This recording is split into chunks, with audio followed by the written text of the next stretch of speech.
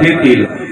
खरं तर भगवंताची भेट घडावी या उद्देशाने आर्ततेने हाक मारलेले जे अभंग आहेत बरं का, त्या देवीच्या रूपाला, त्या देवाच्या रूपाला महाराज आतुरतेने आर्ततेने मारलेली हाक जी आहे ती या अभंगाच्या माध्यमातून आपल्याला दिसून येते।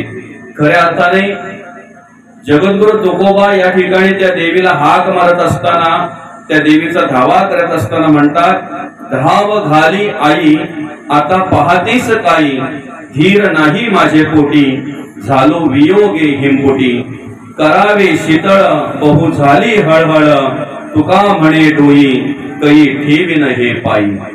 खरं तर जगद्गुरु तुकोबांचा चरित्र जर आपण वाचला आणि जगद्गुरु तुकोबांच्या चरित्राचा जर आपण अभ्यास केला तर जगद्गुरु तुकोबांच्या आयुष्यामध्ये अशा कितीतरी घटना घडलेल्या आहेत, असे कितीतरी प्रसंग घडलेले आहेत की जगद्गुरु तुकोबांनी पांडुरंगाला काय आणि त्या देवीला काय आतुरतेने हाक मारावी आणि त्या देवाचा, त्या देवीचा धावा करावा, असे अनेक प्रकारचे प्रसंग जगद्गुरु तुकोबांच्या त्या कार्यामध्ये घडलेले आहेत, आपल्याला चरित्रातून कळून येत आहे। असो, अभंगावर अर्थपूजा बांधण्याआधी, अभंगावर विवरण घेण्याआधी, अभंगावर चिंतन करण्याआधी ज्या निमित्ताने या ठिकाणी आपण ही प्रवचन सेवा आयोजित केलेली आहे आपल्या या नडगाव गावातील, आणि हे स्वराज्य मित्र मंडळ सार्वजनिक नवरात्र उत्सव। खर तर या मित्र मंडळातील सर्व तरुणांच्या चरणी मी नतमस्तक होतो सर्वप्रथम, कारण या मित्र मंडळात सहभागी असलेले जे आहेत मला तरी वाटते सगळे तरुणच आहेत बरं का। त्याच्यामध्ये या मित्र मंडळाचे अध्यक्ष आमचे माणिकदादा लोणे असतील, त्याचप्रमाणे रुपेश दादा चोरगे, ज्ञानेश्वर दादा लोणे, संदीप दादा लोणे, योगेश दादा चोरगे, मुकेश दादा चोरगे, मनोज दादा लोणे, आकाश दादा दिनकर, केतन दादा लोणे, कल्पेश दादा चोरगे, आकाश दादा लोणे, ओंकार दादा लोणे, मिलिंद दादा लोणे, नितेश दादा दाभणे, भावेश दादा चोरगे बरं का। आता ही सगळी नावं जी घेतली ना, माझ्या तरी म्हणण्याप्रमाणे किंवा त्या नावांच्या प्रमाणे सगळे तरुण मंडळी आहेत बरोबर का, सगळे तरुण आहेत आणि ह्या तरुणांना वरिष्ठांचं मार्गदर्शन आहे, वरिष्ठांचा आशीर्वाद आहे, नाहीतर तरुण ह्या टायमाला धरून आणावे लागतात बरं का। पण तुमच्या तरुणांकडे जे चांगले विचार आपल्याला पाहायला मिळतात ना, याला कारण देवीची कृपा तर आहेच आहे, पण विशेष म्हणजे घरातल्या देवीची कृपा महत्वाची लागते बरं का। घरामध्ये जी आपली चालती बोलती देवी आहे ना, तिचे संस्कार महत्वाचे आहेत, तिचं मार्गदर्शन महत्वाचं आहे आणि खऱ्या अर्थाने या ठिकाणी त्यांना वरिष्ठ मंडळींचा सहकार्य लाभलेला आहे। या ठिकाणी हा कार्यक्रम संपन्न होत असताना महिला वर्ग विशेष करून सहभागी असतो बरं का। त्या महिला, त्याचप्रमाणे बचत गट असतील, संपूर्ण ग्रामस्थ मंडळ नडगाव, जरी ह्या तरुणांचं हे मंडळ असेल तरी सुद्धा संपूर्ण ग्रामस्थांचं या ठिकाणी सहकार्य असतंय। आणि मला सगळ्यात महत्वाचं तुमच्या अख्ख्या बॅनर मधला एक ओळ मला चांगली पटली, आवडली, मनापासून आवडली, ती म्हणजेच नित्य नेमाने आरतीला उपस्थित राहणाऱ्या मुलं आणि मुली, आरतीला, गरब्याला नाही, ही लाईन मला आवडली। कारण आज परिस्थिती काय माहितीये का, आरतीला लोकांना बोलवून आणावं लागतंय, पण हा रस्ता माझा येण्या जाण्याचा आहे, मी ज्या वेळेला पाहतोय ना त्यावेळेला तुम्ही सगळी मंडळी या ठिकाणी आरतीला असता, म्हणून तुमच्या सगळ्यांच्या चरणी मी नतमस्तक होतो। देवीच्या पुढे जे कार्य करायला हवं, देवीच्या पुढे जे कार्य आपल्याकडून व्हायला हवं, ते धर्माचं कार्य तुमच्याकडून घडतंय। मी म्हणेन आता हे 15वं वर्ष आहे तुमचं, बरोबर ना दादा, या कार्यक्रमाचं तुमचं 15वं वर्ष आहे।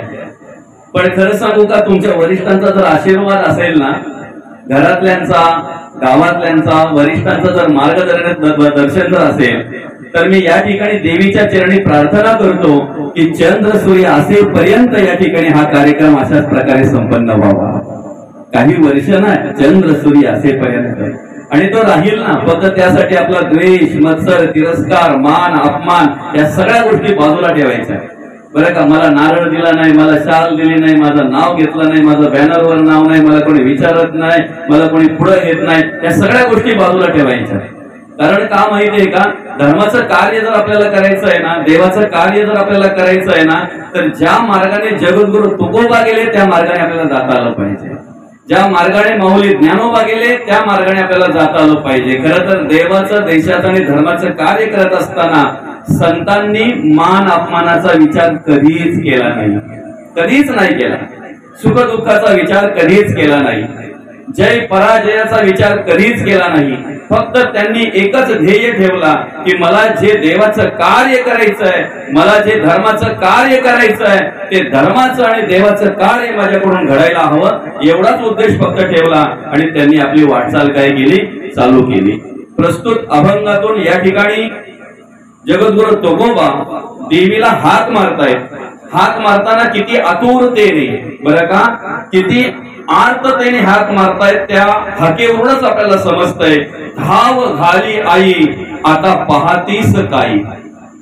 एक कल्पना करा फक्त, आपण अशी हाक कधी मारतोय, पाहतेस काय, धाव घे. ज्या वेळेला तसा प्रसंग घडला ना की मग मनुष्य एवढ्या आर्ततेने हाक मारत असतो, देवाला काय आणि देवीला काय. बरं का, मी म्हणेन खऱ्या अर्थाने या ठिकाणी या मंडळाचे आभार मानतोय. स्वराज्य मित्र मंडळ, बरं का, 15 वर्ष तुम्ही या ठिकाणी अतिशय चांगल्या प्रकारे कार्य करतायत. या ठिकाणी हा कार्यक्रम संपन्न होत असताना आपण अनेक कार्यक्रमांचं आयोजन करतोय. मग अगदी सकाळच्या आरतीपासून अनेक कार्यक्रम या ठिकाणी आपण संपन्न करतोय. मग भजन असेल, हरिपाठ असेल, त्याच्यानंतर रात्रीचे प्रवचन असतील आणि अतिशय चांगल्या प्रकारे, बरं का, मला तरी वाटतं की 13 तारखेपर्यंत आपण या ठिकाणी म्हणजे मिरवणुकीच्या दिवशीप्रमाणे पर्यंत, विसर्जनाच्या दिवसापर्यंत या ठिकाणी वेगवेगळ्या कार्यक्रमाचं आपण आयोजन केलेलं आहे. खरं तर तुमची धावपळ मला बघूनच आश्चर्य वाटलं की आज खऱ्या अर्थाने आपल्या अंतःकरणापासून वाटतंय की या ठिकाणी आपण धर्माचं कार्य करायला हवं, देवाचं कार्य करायला हवं. आणि देवाचं कार्य करत असताना, धर्माचं कार्य करत असताना जी जबाबदारी आपल्यावर पडते ना, ती जबाबदारी मोठ्या निष्ठेने आणि श्रद्धेने करणारी माणसं, तरुण या ठिकाणी आपल्याला पाहायला मिळतात. मी म्हणेन की प्रत्येकाला भगवंताने वेगवेगळ्या प्रकारच्या कला दिलेल्या आहेत. त्या कलेचा उपयोग, वेगवेगळ्या प्रकारची शक्ती दिलेली आहे, वेगवेगळ्या प्रकारची श्रीशिल्लक दिलेली आहे. त्या कलेचा उपयोग, त्या शक्तीचा उपयोग, त्या श्रीशिल्लकेचा उपयोग या ठिकाणी आपण धर्म कार्य करायला हवं. आणि ज्या वेळेला अशी सगळ्या प्रकारची माणसं आपल्याला पाहायला मिळतात, त्यावेळेला अशा प्रकारचं कार्य नक्कीच आपल्याला अनुभवायला मिळतंय, पाहायला मिळतंय. असो, ज्या देवीचा जागर आपण या ठिकाणी करतोय, बरं का, आमच्या चांबड्याच्या डोळ्याने जर बघितलं तर देव आणि देवी यांच्यामध्ये आम्हाला फरक वाटतो. आलं का लक्षात? देव आणि देवी यांच्यामध्ये आम्हाला फरक का वाटतो? आमच्या चर्मचक्षुने आम्ही पाहतोय म्हणून. आमच्या अल्पबुद्धीने जर आम्ही त्यांचा विचार केला तर देव आणि देवी याच्यामध्ये आम्हाला फरक वाटतोय, पण संतांनी त्याचं निरसन केलेलं आहे. बरं का, एक साधं उदाहरण जर आपण घेतलं तर देवाला कशासाठी यावं लागलं? धर्माची स्थापना करण्यासाठी, दुष्टांचा नाश करण्यासाठी आणि भक्ताचं रक्षण करण्यासाठी. बरोबर आहे? देवीचं कार्य सुद्धा कशासाठी आहे? धर्माची स्थापना करण्यासाठी, दुष्टांचा नाश करण्यासाठी आणि भक्ताचं रक्षण करण्यासाठी. आता आपण देवीचं महात्म्य अनेक प्रकारे वाचतोय. आपण आतापर्यंत, आजचा 4था दिवस आहे, म्हणजे आतापर्यंत आपण 3 प्रवचनं श्रवण केली. त्या 3 प्रवचनांमध्ये आपण देवीचं महात्म्य कदाचित ऐकलं असेल, आपल्याला श्रवण झालं असेल. नसेल झालं तर आपल्याला वेगवेगळ्या पुस्तकांतून ती कथा वाचायला मिळते, वेगवेगळ्या ग्रंथातून ती कथा वाचायला मिळते. बरं का, देवीचं महात्म्य आपल्याला वाचायला मिळतंय, ऐकायला मिळतंय, पाहायला मिळतंय. पण खऱ्या अर्थाने जर पाहायला गेलं तर त्या देवीने अनेक वेळा अवतार घेतलेला आहे, अवताराला आलेली आहे. कशासाठी? तर आपण सुरुवातीपासून शेवटपर्यंत जरी विचार केला तरी ज्या ज्या वेळेला असुर शक्ती वाढली जाते, असुर ज्या वेळेला उन्मत्त होतात, त्यावेळेला त्यांचा नाश करण्यासाठी त्या देवीला या ठिकाणी यावं लागलेलं आहे. म्हणून तर आपण म्हणतोय महिषासुर मर्दिनी. त्या महिषासुराचा नाश करण्यासाठी देवीला यावं लागलं. बरं का, महिषासुराचा नाश करताना त्या ठिकाणी बघितलं आपण की त्याने खूप असा अकराळ विकराळ रूप धारण केलं होतं, देवांना त्रास देत होता. तिन्ही लोकांमध्ये, स्वर्ग, मृत्यू, पाताळ, तिन्ही लोकांमध्ये त्याने काय केलं होतं? विध्वंस मांडला होता. अतिशय जो दिसेल अगदी त्याला त्रास द्यायचा, मग तो देव असो कोणी असो, अशा प्रकारे त्याचं ते कार्य चालू होतं. आणि देव सगळे हतबल झाले होते. सगळे देव ज्या वेळेला एकत्र येऊन देवीला प्रार्थना करायला लागले त्यावेळेला असं म्हणतात सगळ्या देवांचं तेज एकत्रित झालं आणि त्या तेजातून एक देवी जी प्रगट झाली त्या देवीने महिषासुराचा वध केला. बरं का, असुरांचा नाश करण्यासाठी सर्वप्रथम सगळे देव एकत्र यायला पाहिजे. त्या सगळ्या देवांचं तेज जे एकत्र प्रगतीत होतंय ना त्या ठिकाणी मग असुरांचा नाश केला जातो, असुरांचा नाश घडला जातो. चंडमुंडाचा नाश केला म्हणून चंडिका म्हणतोय आपण तिला. चंडिका नाव हे का पडलं? चंडमुंडाचा नाश केला म्हणून. उपसंभू आणि सुंभ आणि सुंभ निसुंभाचा नाश केला. बरं का, एवढंच नव्हे तर रक्तबीज नावाचा एक असुर होता. आलं का लक्षात? आता त्याचं नाव रक्तबीज का माहितीये का? थोडक्यात बघणार आहेत आपण चरित्र. रक्तबीज कारण काय माहितीये का?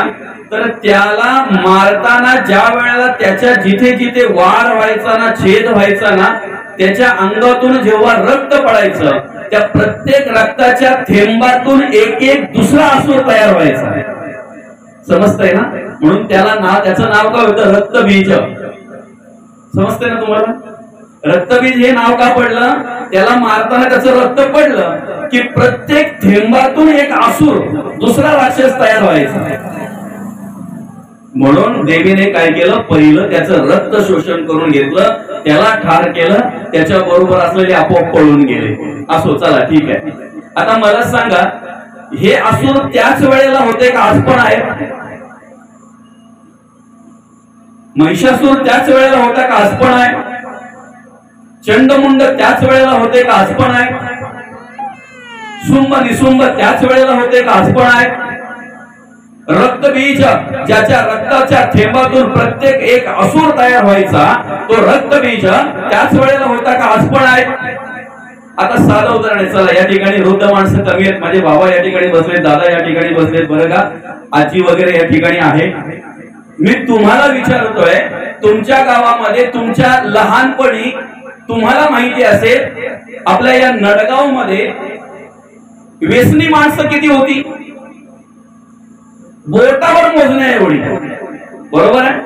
त्यावेळेला तुम्ही काहीतरी तरुण असाल त्यावेळेला किंवा अगदी लहान असाल त्यावेळेला मोजत असाल, एक अमक्याचा दादा, एक तमक्याचा काका, एक अमुक एक तमुक. बोटावर मोजण्या एवढी माणसं व्यसनी होती. बरोबर आहे ना? मी बोलतो ते पटतंय ना तुम्हाला? आपल्याला असुर पाहायचे, बरं का? आज किती आहे? बोटावर मोजता येणार नाहीत एवढी, तरुणांपासून तर वृद्धांपर्यंत. बरं का? मला काय म्हणायचंय माहितीये का? त्यावेळेला त्या असुराचा रक्त पडल्यानंतर त्याच्यापासून एक असुर तयार व्हायचा. मी म्हणेन आजही असे कितीतरी रक्तबीज असुर आहेत, त्यांच्या विचाराने दुसरे असुर तयार होतात. त्यांचा संग झाला ना की दुसरा असुर तयार, त्याचे विचार कळले ना का दुसरा असुर तयार. अशाच प्रकारे आज तरुण पिढी बिघडत चाललेली आहे. आज तरुण पिढी उद्ध्वस्त होत आहे. याला कारण काय? असुरांचा संग केल्यानंतर ते विचार आपोआप त्या माणसांकडे, त्या तरुणांकडे येत असतात. अशा एका असुरापासून अनेक असुर तयार होत असतात. मग सांगा ना, ह्या असुरांचा नाश करण्यासाठी त्या देवीने परत जन्म घ्यावा का? त्या देवीने परत अवतार घ्यावा का? आहे ना ती देवी आपल्या अवतीभोवती आहे, आपल्या बरोबर आहे, आपल्या अवतीभोवती अनेक रूपाने ती कार्य करते. फक्त तिची ओळख आपल्याला घेता आली पाहिजे. आलं का लक्षात? त्याची ओळख आपल्याला घेता आली पाहिजे. या ठिकाणी जगद्गुरु तुकोबा आर्ततेने त्या देवीला हाक मारतायत, धाव घी आई आता पाहतीस काही.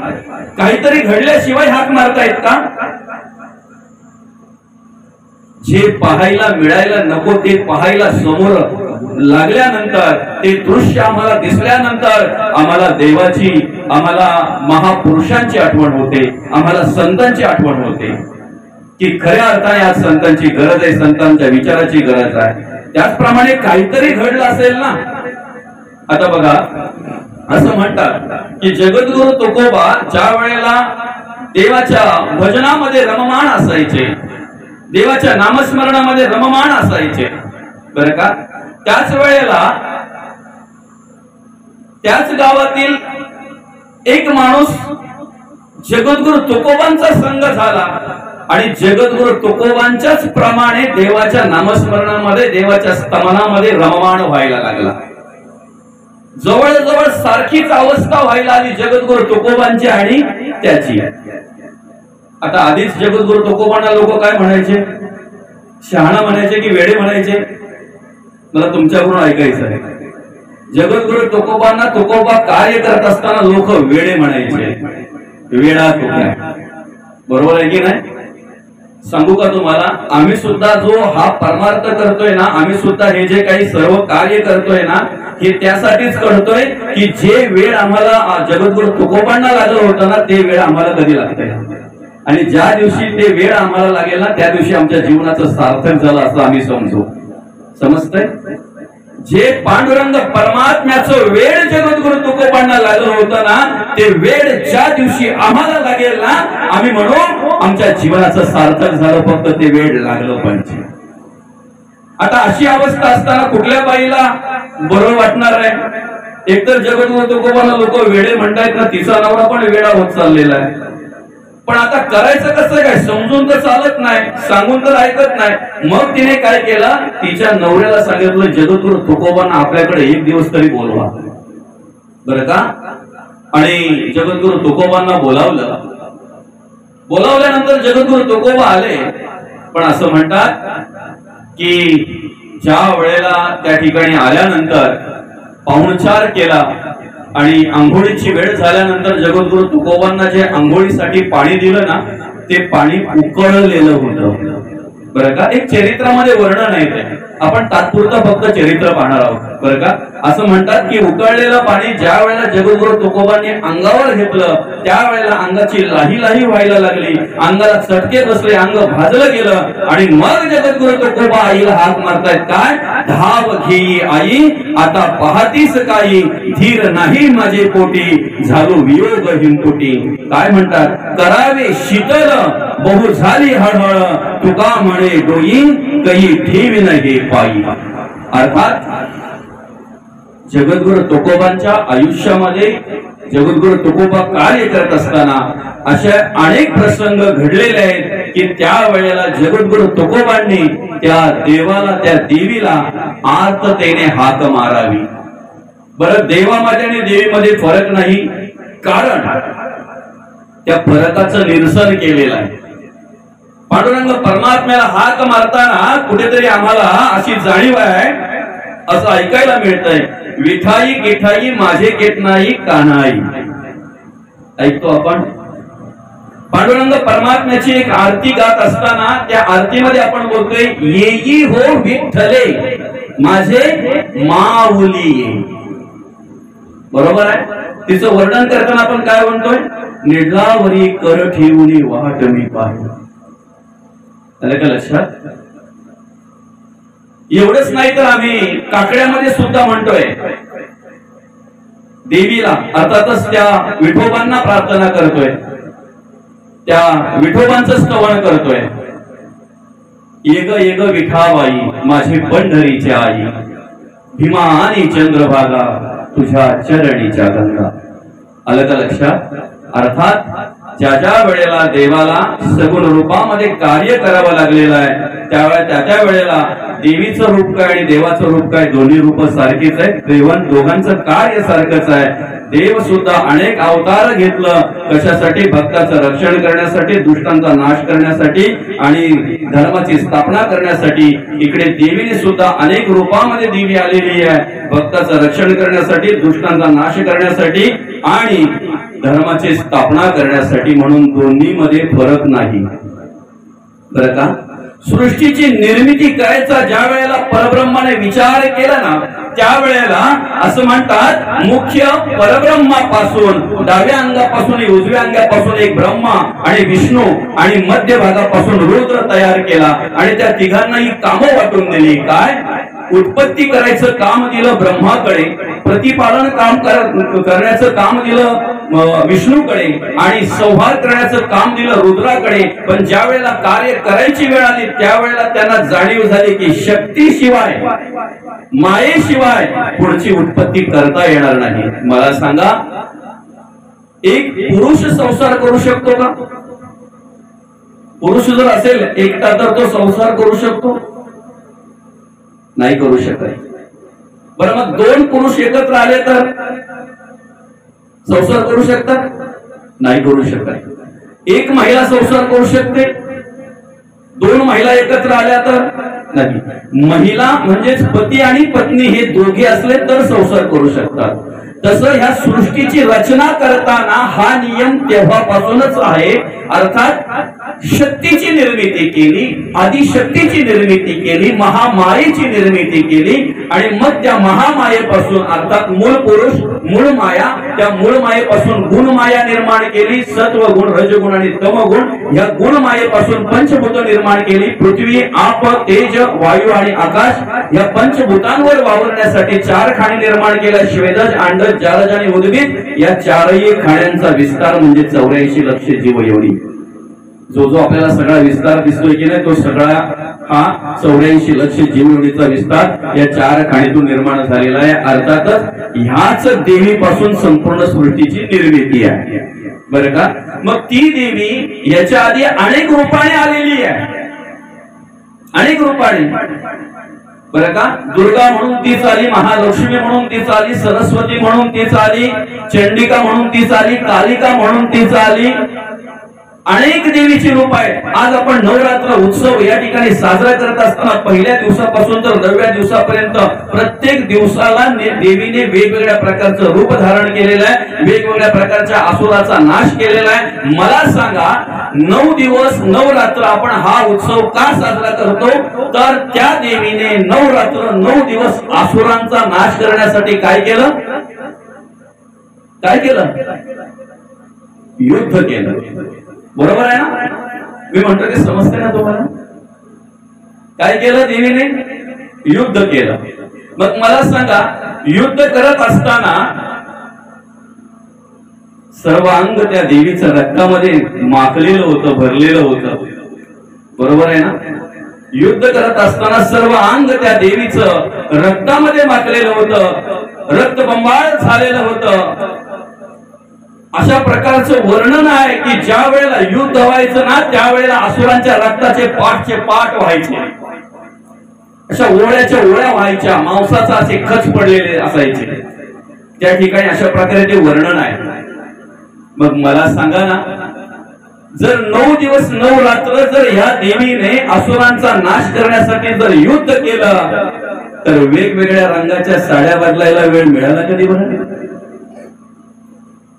काय समजतंय माझं बोलणं तुम्हाला? समजत असेल तर पुढे जाऊ आपण, नंतर इथे थांबू. आम्ही अधिक महत्व कशाला देतोय? बाह्यांगाला की अंतरंगाला? बाह्यांगाला जास्त महत्व देतोय की अंतरंगाला महत्व देतोय? देवीचं महात्म्य आम्हालाच कळलं नाही. आम्ही काय केलं माहितीये का? नवरात्र उत्सव सुरू होण्याच्या आधी पहिला आम्ही चार्ट पाहतो तो रंगाचा. कराय की खोट आहे मला सांगा बरं?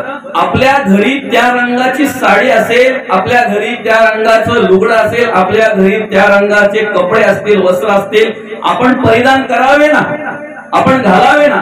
पण नसेल तर आपण विकत आणायला लावतो आपल्या देवाला. देवीसाठी की आपल्यासाठी? असू द्या, हरकत नाही. ह्या सणाचा आनंद आपण घ्यायचा आहे, या उत्सवाचा आनंद आपण घ्यायचा आहे. फक्त या उत्सवाचा आनंद घेत असताना बाह्यांगापेक्षा आपण अंतरंगाला अधिक विचार केला पाहिजे, अंतरंगाचा आपण अधिक विचार केला पाहिजे.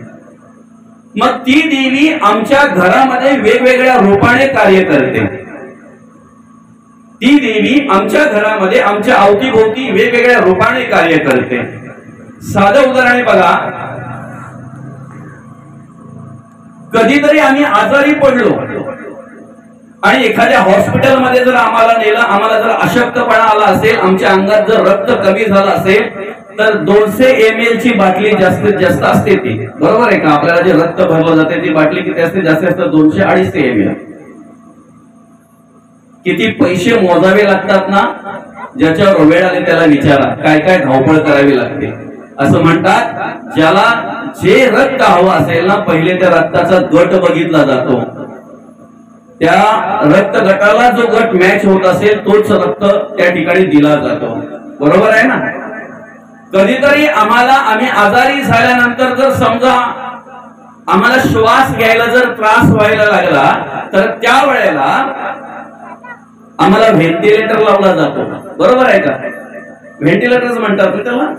ऑक्सिजन जोडलं जात आहे आणि ते ऑक्सिजन जोडल्यानंतर त्याचा चार्ज दिवसावर नसतो, तासावर चार्ज असतो. बरोबर आहे ना. तासावर चार्ज असतो, तासावर. दुसरं सांगू का.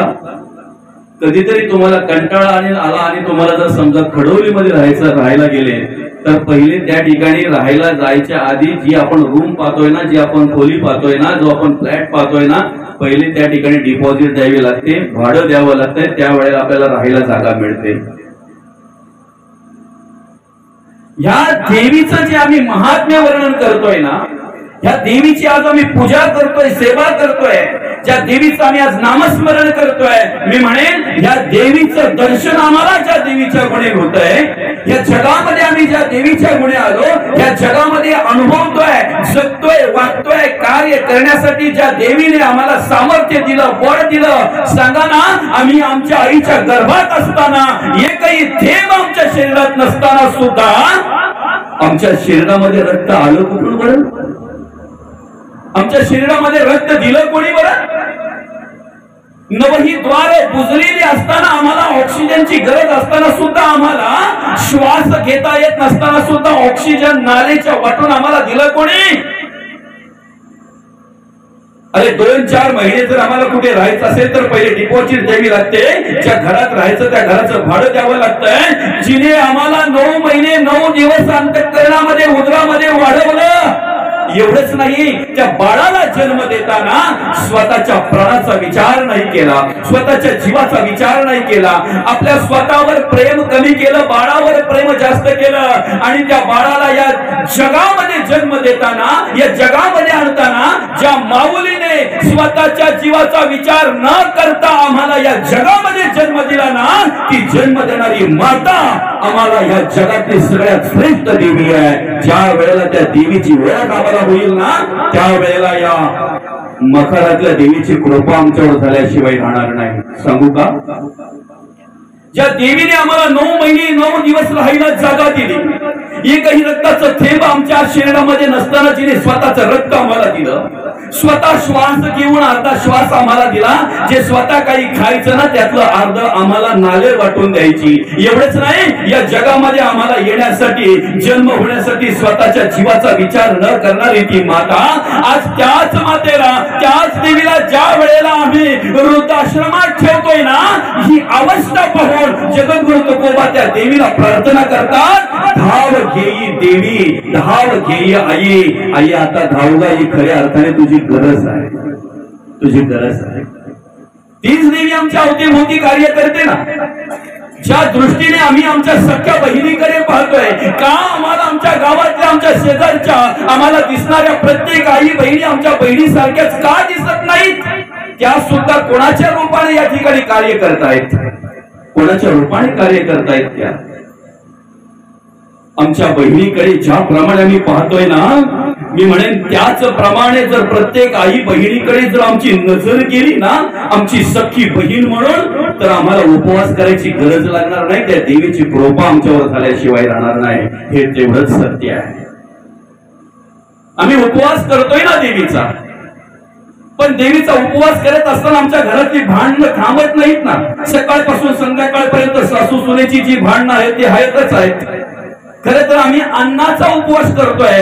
ज्या दिवशी आमच्याकडे वाईट विचार आणणाऱ्या त्या विचारांचा, त्या कर्माचा, आमच्याकडून नको ती कर्म घडवणाऱ्या त्या गुणांचा उपवास आमच्याकडून घडेल ना, त्या दिवशी त्या देवीची कृपा आमच्यावर झाल्याशिवाय राहणार नाही, हे मात्र निश्चित आहे. आजच्या युगामध्ये आम्ही वावरतोय, आजच्या युगामध्ये आम्ही कार्य करतोय. खऱ्या अर्थाने या कलियुगाचा जर आम्ही विचार केला, शास्त्र म्हणतं यत्र नारी असते पूजनते रमनते तत्र देवता. ज्या ठिकाणी महिलांचा सन्मान केला जातो, ज्या ठिकाणी महिलांचा आदर केला जातो, त्या ठिकाणी सगळ्या प्रकारच्या देवता रममाण होत असतात. पण आज या कलियुगामध्ये आम्ही एवढे भ्रमिष्ट झालेलो आहे की आमच्या अवतीभोवती असणाऱ्या या देव्यांनाच आम्ही विसरलेलो आहे. या देवीचीच आम्हाला ओळख राहिलेली नाही आहे. ती देवी आम्हाला वाढवते, जगवते, स्वतःच्या रक्ताचं दूध करते, आम्हाला पाचते, आम्हाला मोठं करते. पण आम्ही मोठं झाल्यानंतर त्याच देवीला आम्ही विसरलो जातो.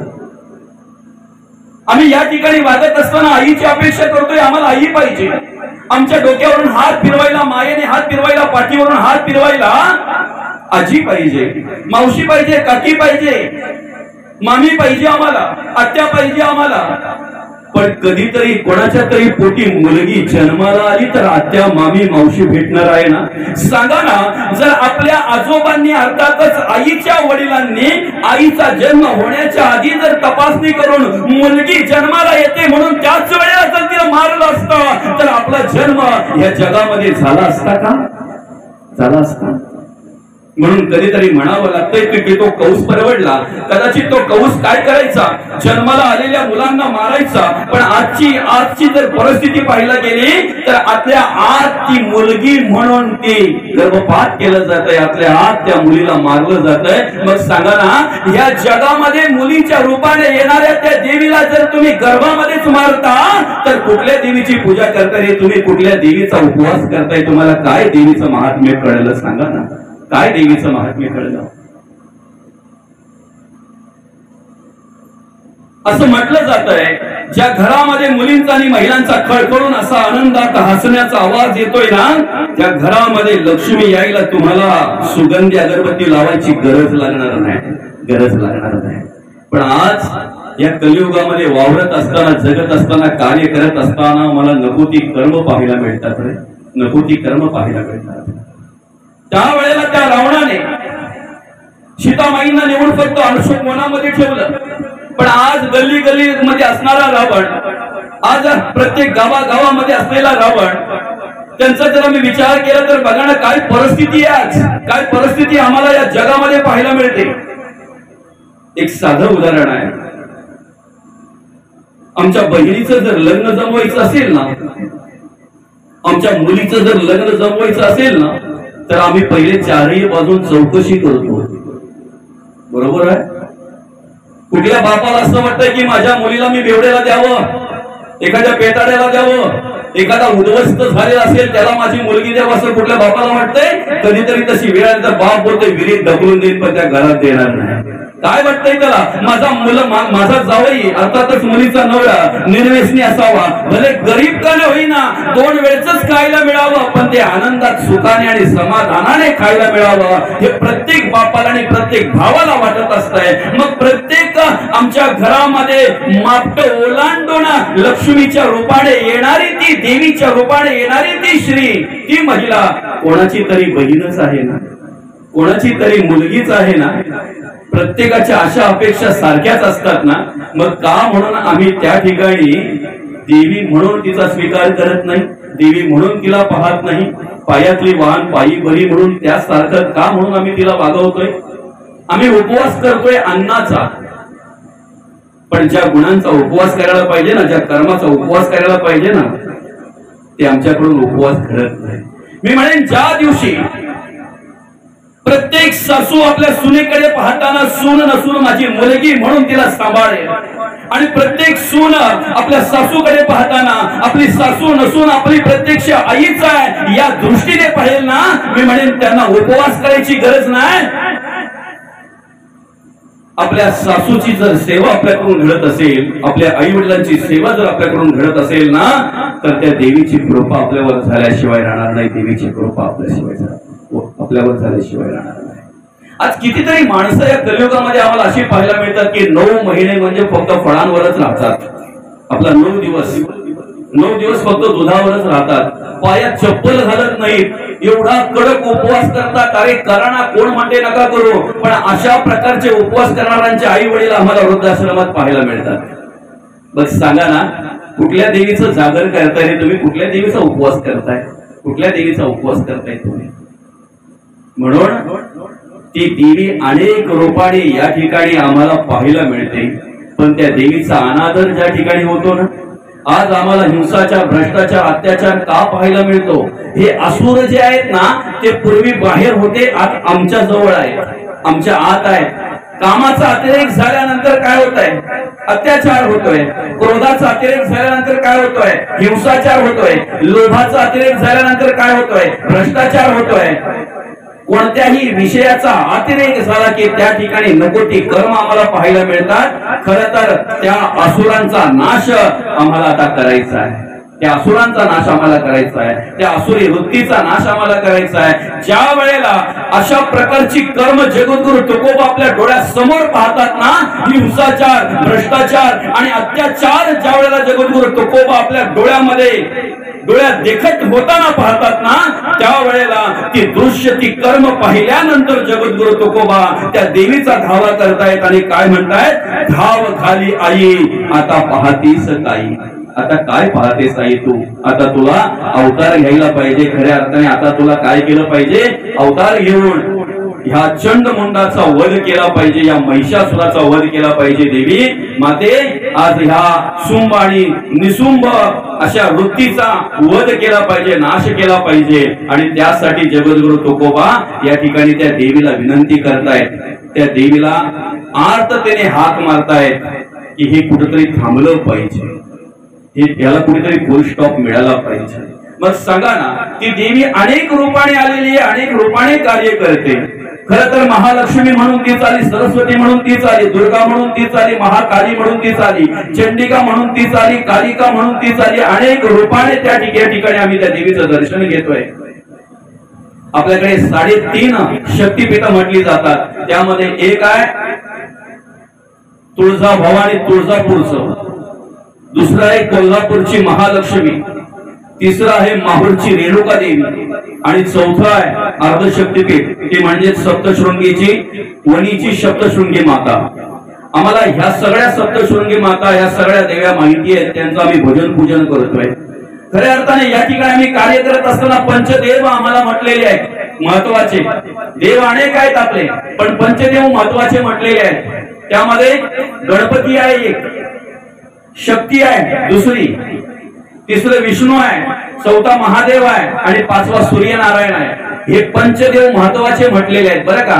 या पंचदेवांचं भक्ताचा जर विचार केला तर गणपतीच्या भक्तांना म्हणतात गाणपत्य, शक्तीच्या भक्तांना म्हणतात शाक्त, विष्णूच्या भक्तांना म्हणतात वैष्णव आणि महादेवाच्या अर्थातच शिवाच्या भक्ताला म्हणतात शैव.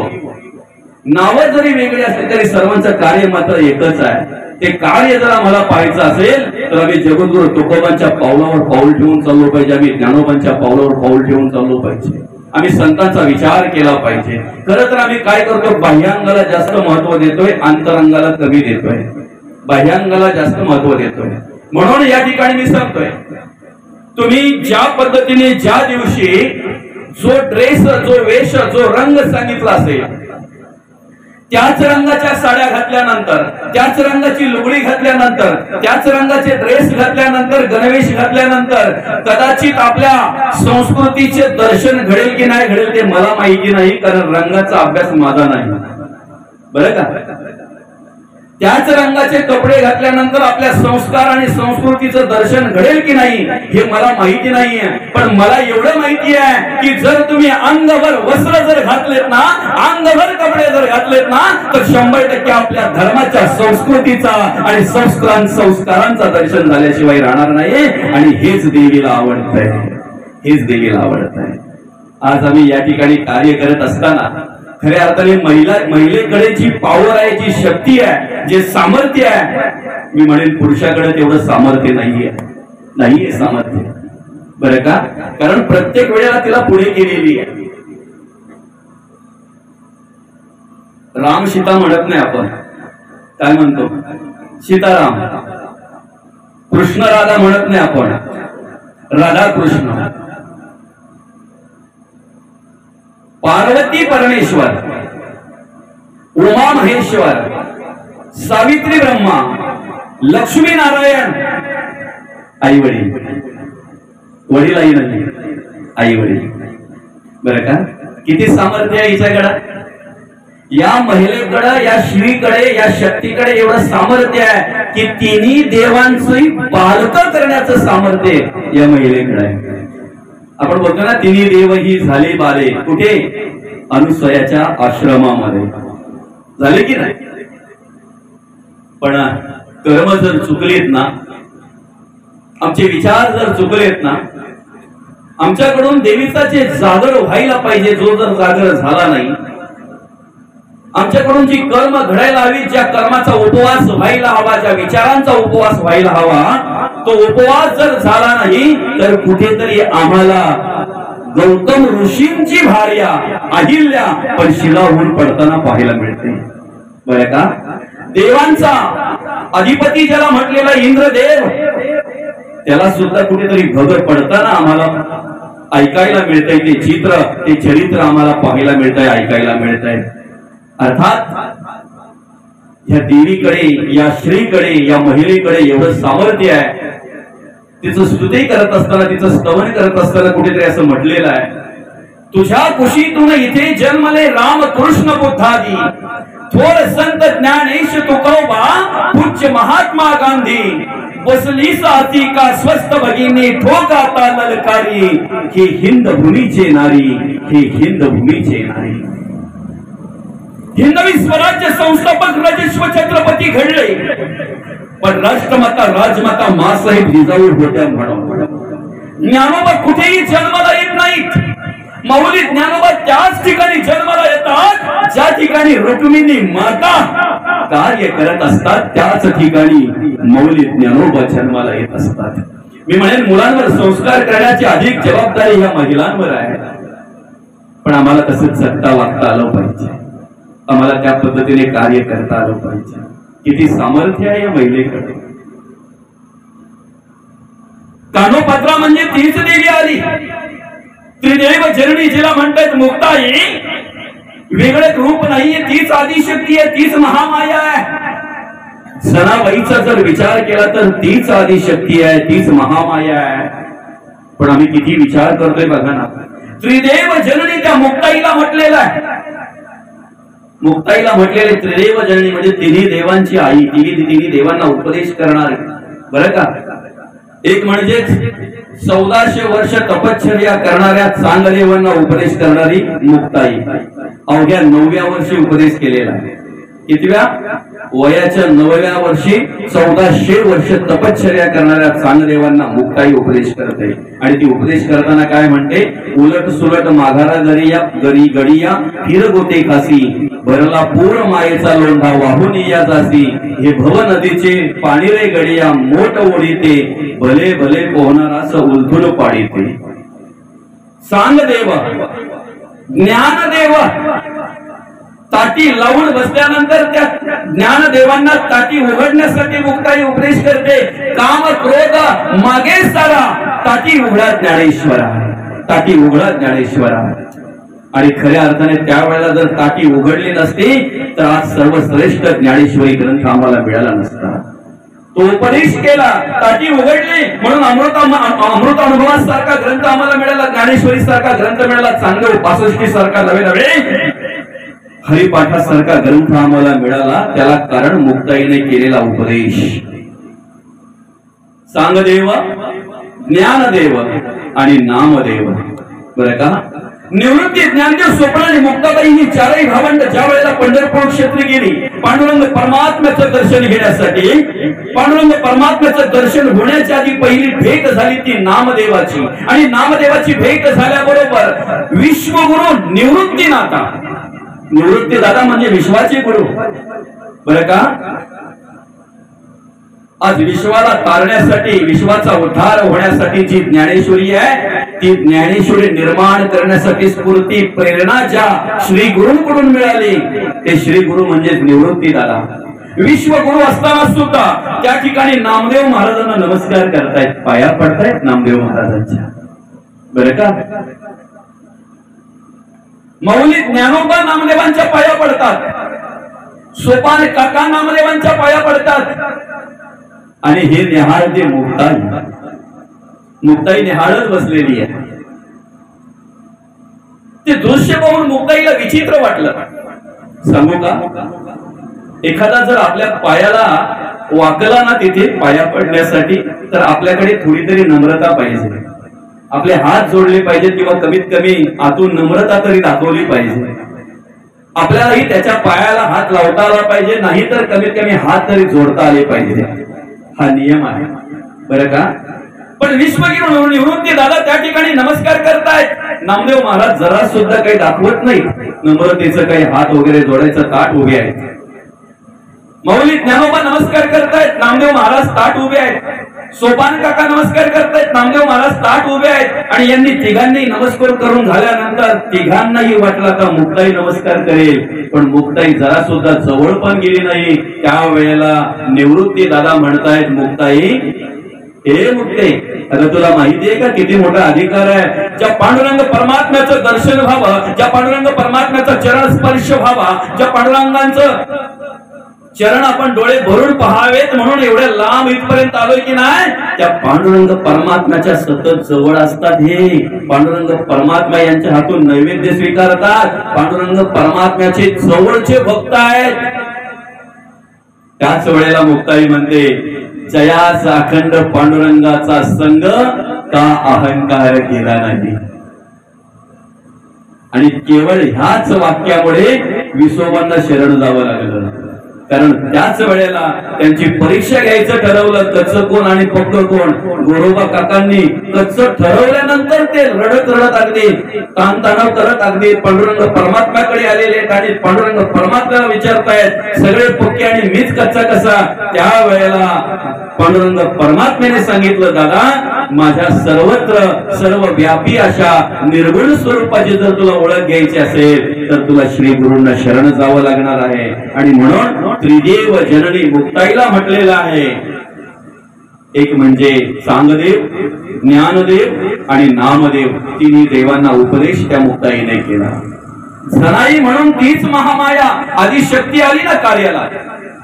बघा काय झालं माहितीये का, जनाईचे ते अभंग त्या ओव्या प्रसारित झाल्या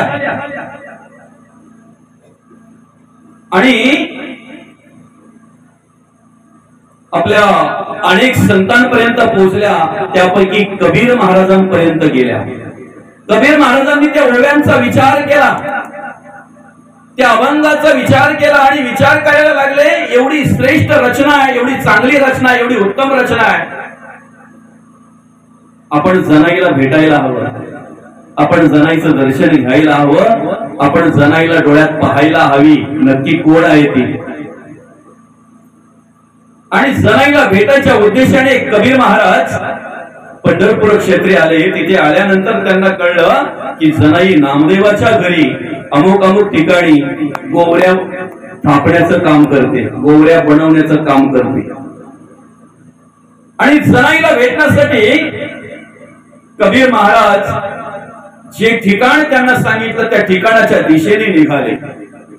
ज्या वेळेला जे ठिकाण सांगितलेलं त्या ठिकाणावर पोहोचले ना, त्यावेळेला त्यांना वेगळंच दृश्य पाहायला मिळालं. दोन महिला एकमेकाशी भांडतायत.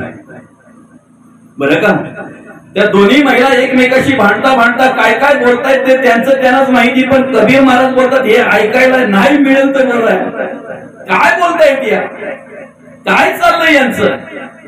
आणि मग आतल्यात विचार करतात की मी जनाईला शोधायला आलेलो आहे, जिच्या ओव्या जिचे अभंग ऐकून वाचून मी आकर्षित झालेलो आहे, मी मोहित झालेलो आहे. मला असं वाटतंय की तिचं दर्शन घ्यावं. या दोघींपैकी तर ती एकही जनाई वाटत नाही. पण जनाईचा पत्ता तर मला इथेच सांगितलेला आहे. गोवऱ्यांचंच काम करणारी, गोवऱ्या थापणारी जनाई मग गेली कुठे, असा विचार ते करायला लागले. आणि तेवढ्यात राहावतच नाही म्हणून पटकन बोलून गेले, इथे जनाई नावाची कोणी आहे का. त्या दोघीच जणी होत्या. पण जनाईशा भांडणारी जी बाई होती ना, ती बोलते, ही कोण जणी चोरटी, माझ्या गोवऱ्या चोरणारी, हीच ती जणी. आणि ज्या वेळेला तिच्याकडे हात दाखवून अशा प्रमाणे ती बाई बोलायला लागली की नाही, त्यावेळेला कबीर महाराजांनाही वाटलं की आपण एवढ्या लांबून इथपर्यंत आलो, कदाचित आपण चुकीच्या मार्गाने आलो, कदाचित आपला वेळ फुकट गेला. बरं का, असं विचार करून तिथे थांबूच नाही या उद्देशाने ते परतीच्या मार्गाला जायला फिरले गेले। त्याच वेळेला ती बाई बोलते, हो बाबा आम्ही दोघीच जणी आहे, आमचं दोघींचं भांडण झालेलं आहे, तुम्ही आता तिसरे आलेत ना, भांडण मिटवून जा। काय बोलते ती बाई, ओ बाबा आम्ही दोघीच जणी आहेत, आमचं दोघींचं गोवऱ्यांच्यावरून भांडण झालेलं आहे, तुम्ही तिसरे आहात नाही, ते दुसरे कोण नाही आहे, आले तर आमचं भांडण मिटवून जा, आमच्या गोवऱ्यांच्या वाटण्या करून द्या, माझ्या गोवऱ्या मला द्या, त्या जणीच्या गोवऱ्या जणीला द्या। आता ते बाबा विचार करतायत, एकाच शेणापासून बनवलेल्या एकाच आकाराच्या गोवऱ्या वेगळ्या करायच्या कशा वेगळ्या करणार, हिच्या कोणत्या आणि तिच्या कोणत्या, हा विचार करता करता हे त्यांच्या मुखातून शब्द निघाले, अगं ताई एकाच शेणापासून एकाच आकाराच्या बनवलेल्या गोवऱ्या मी कशा वेगळ्या करणार, मी कशा ओळखणार। आणि हे शब्द कबीर महाराजांच्या मुखातून आल्या बरोबर जनाई बोलते, हे दादा ओ काका सोपं आहे ना, तुम्हाला ओळखायचंच आहे ना, तुम्हाला परीक्षा आहे ना, तुम्ही ओळखू शकता ना, मग लावा त्या गोवऱ्या कानाला, ज्या गोवरीतून विठ्ठल विठ्ठल विठ्ठल विठ्ठल असा आवाज येईल ना, त्या गोवऱ्या माझ्या। आणि याच्यावर विश्वास ठेवून ज्या वेळेला त्या कबीर दादांनी कानाला गोवरी लावली ना, ज्या गोवरीतून एवढून विठ्ठल विठ्ठल असा आवाज येतो की ना, ती गोवरी जनाईची बाजूला काढली, ती बाई पाहतच राहिली। आणि हे प्रत्येक ज्या वेळेला आलं, ही प्रचिती ज्या वेळेला आली, हे ज्या वेळेला प्रत्यक्ष त्या कबीर महाराजांना पाहायला मिळालं ना, त्यावेळेला कबीर महाराजांनी हात जोडले, जनाई अगं तू महान आहेस ग, महान आहेस, एवढी पांडुरंगाच्या भक्तीमध्ये रममाण झालेली आहेस, एवढी पांडुरंगाच्या नामस्मरणामध्ये रममाण झालेली आहेस की तू थापलेल्या गोवऱ्या सुद्धा विठ्ठल विठ्ठल बोलतायत। मी म्हणेन जी सून सासूला शिव्या देत असेल ना भाकरी भाजता भाजता, तिने आदर्श घ्यायला हरकत नाही, किंवा घरामध्ये थोडंफार काम पडलं म्हणून जी सासू सुनेला शिव्या देत असेल ना, तिने सुद्धा हा आदर्श घ्यायला हरकत नाही। मी म्हणेन आपल्या घरातले जर भांडण थांबवायचे असेल ना, तर ह्या